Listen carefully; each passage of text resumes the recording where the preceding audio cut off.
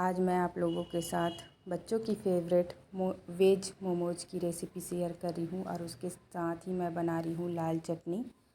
उसके लिए मैंने पत्ता गोभी, गाजर, प्याज वगैरह को अच्छे से पीस लिए हैं और उसमें थोड़े से नमक डाल करके 10 मिनट के लिए छोड़ देना है ताकि इसका जो पानी है अच्छे से बाहर आ जाए।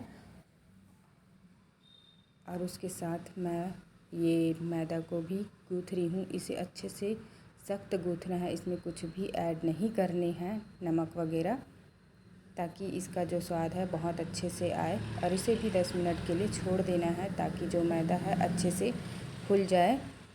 और इधर मैंने लाल चटनी के लिए हुए हैं लहसुन, काली मिर्च, लाल मिर्च, टमाटर और छोटा सा अदरक। इसको भी अच्छे से काट करके उबालना है ताकि अच्छे से नरम हो जाए। और इसमें नमक भी बाद में ऐड कर देने हैं थोड़ी देर बाद, जब पानी में उबाल आ जाए तब।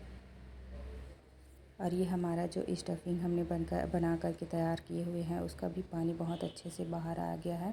उसे मैंने कपड़े से अच्छे से निचोड़ लिए हैं, आप चाहें तो हाथों से भी निचोड़ सकते हैं। और उसमें मैं कुछ कुछ सब्जियां और ऐड कर रही हूँ, जैसे कि धनिया पत्ती, प्याज की पत्ती और लहसुन, छोटा सा अदरक।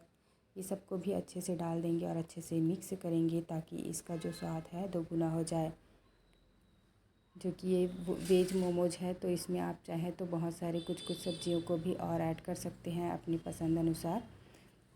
और जो मैदा है उसका छोटा छोटा लोइयाँ तोड़ लेंगे और उसमें थोड़े से मैदा डाल के अच्छे से छोटा छोटा बेलना है, जो कि सभी तरफ से अच्छे से बराबर बेल करके तैयार हो जाए।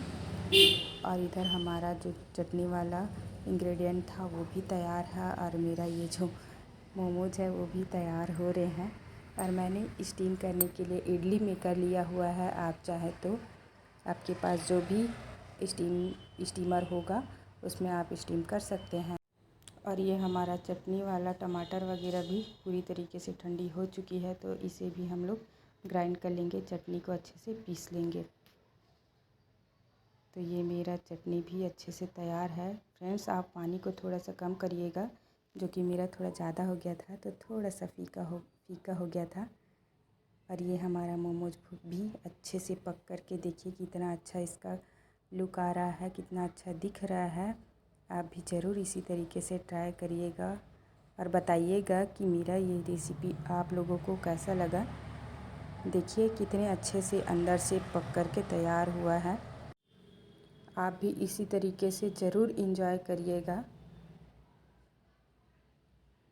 देखिए, थैंक यू।